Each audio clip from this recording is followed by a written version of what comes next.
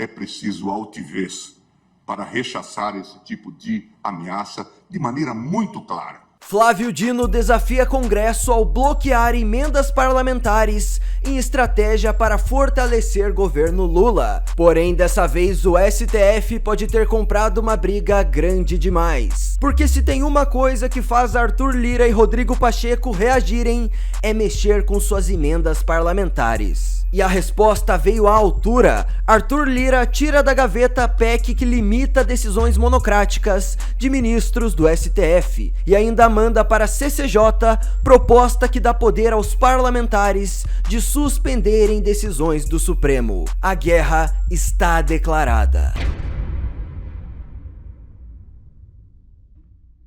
Pois é, galera, essa é a tempestade que está acontecendo em Brasília. Tudo começou com o Flávio Dino bloqueando as emendas impositivas dos deputados federais. O que isso significa? Para quem não entende muito da política nacional e dessas minúcias, eu vou explicar. Cada deputado federal tem direito a 40 milhões em emendas parlamentares impositivas, que ele ganha votando ou não votando com o governo. Elas são impositivas, então ele vai ganhar. Essas emendas impositivas existem desde 2015, e elas existem para que os deputados possam levar algum orçamento para sua base sem precisar votar junto com o governo federal.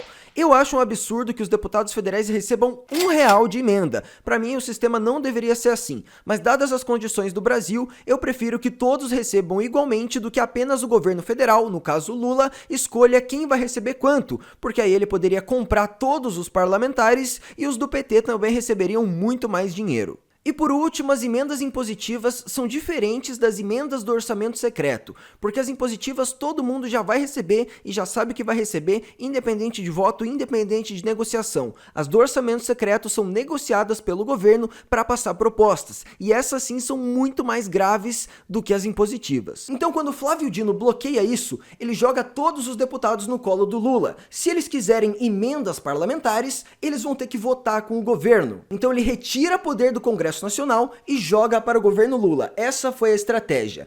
E o STF, como a gente sabe, funciona basicamente como um ministério do governo Lula, foi lá e acatou essa decisão. Então vou trazer umas notícias para vocês entenderem melhor. Tudo começou aqui. Maioria do STF apoia a decisão de Dino sobre bloquear emendas. Decisão é favorável ao Palácio do Planalto, ou seja, governo Lula, que busca recobrar poder sobre parte do orçamento. Então é uma merda, na minha opinião, perdão pelo palavrão, que os deputados federais tenham 40 milhões em emendas. Mas pelo menos isso tira parte da grana do governo Lula, que a gente sabe que gasta de forma muito suspeita. Então o Dino e o STF tentam pegar essa grana do Congresso Nacional e dos deputados e jogar para o governo. Só que isso prejudica demais o Centrão, porque ele perde completamente o poder de voto e perde a sua grana garantida para suas bases eleitorais, para que eles continuem se reelegendo. Então é bom que esses caras percam essa grana, parem de se reeleger e a gente tenha deputados federais que não se importam com emendas e entram lá para defender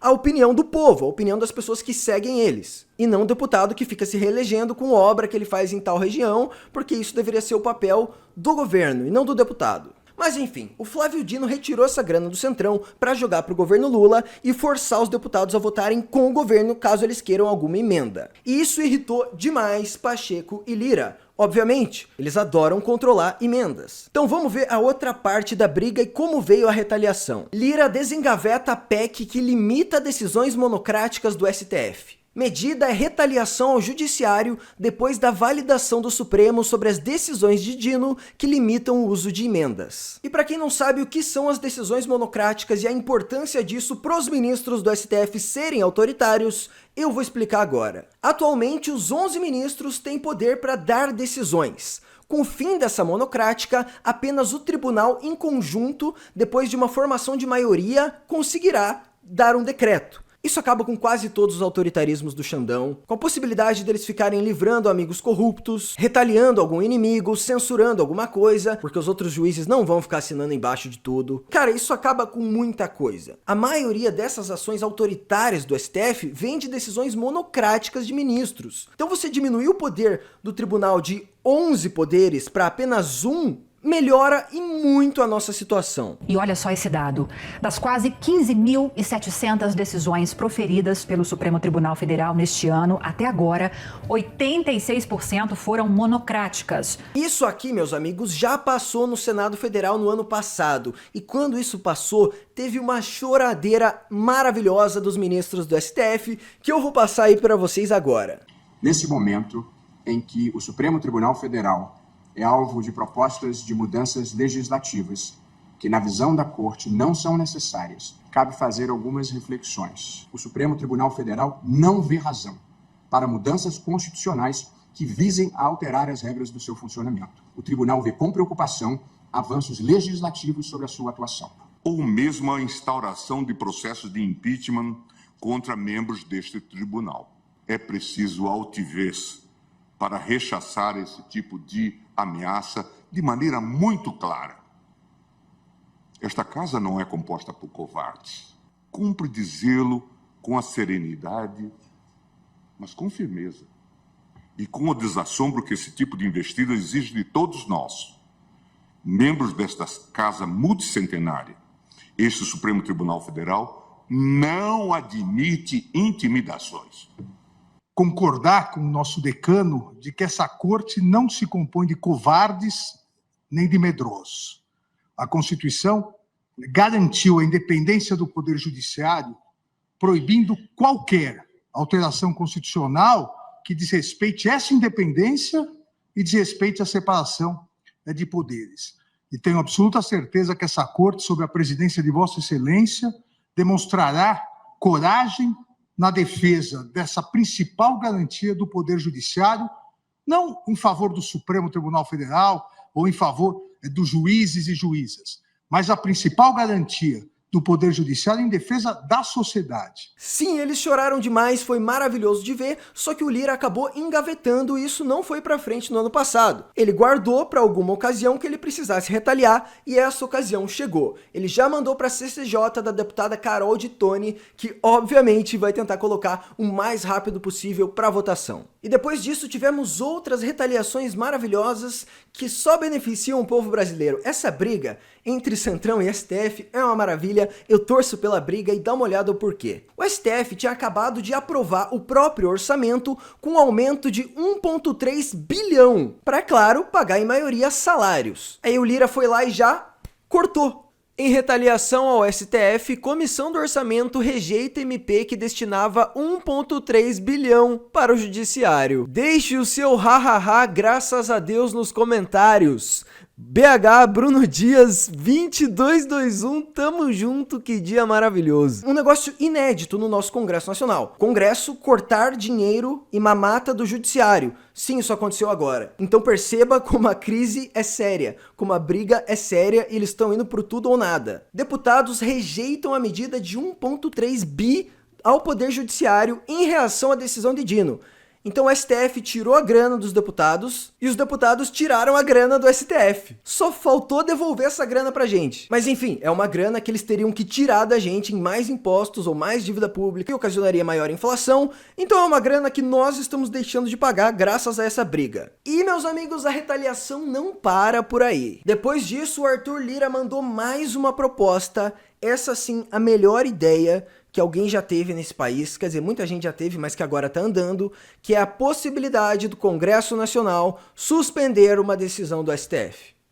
Pois é, esse é o cenário atual e você vai acompanhar a tramitação de tudo isso nesse canal.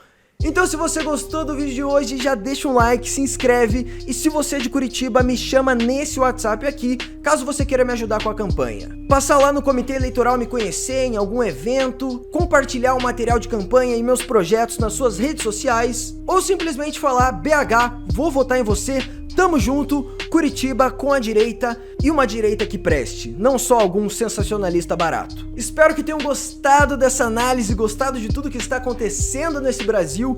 Ótima briga entre Congresso e STF, nós saímos ganhando. Por hoje é isso, meus amigos, tamo junto e até mais. Resumo dos meus projetos. Transparência na gestão. A população deve receber correspondências periódicas com orçamento, prazos e andamento das obras públicas, além de trazer a lógica de mercado para dentro das licitações, assim como acontece nos Estados Unidos, fazendo com que o governo avalie e divulgue o histórico das empresas contratadas antes de realizar a obra, e que as construtoras sejam periciadas por seguradoras privadas que, em caso de problema, terão que arcar com o prejuízo. Educação política. Não tô falando de ideologia, mas os jovens precisam sair da escola com a consciência das funções e responsabilidades de todos os cargos públicos de representação, vereadores, deputados, senadores, presidente, etc. E não precisa criar uma disciplina, poucas aulas anuais já são suficientes.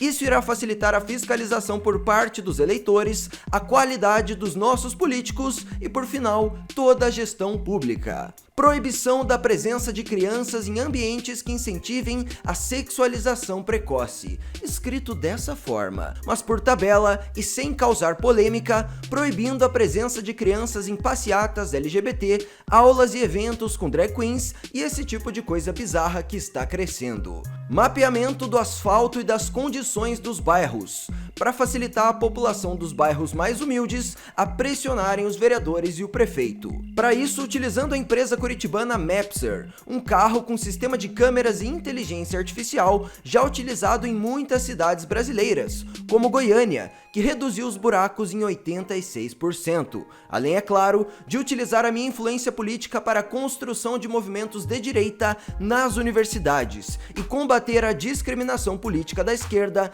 nesses ambientes. Esses são alguns dos meus projetos, ainda tem muito mais, aguardem mais detalhes nas próximas semanas. Esse é só um resumo, tamo junto. Os filhos desses solas, gentil,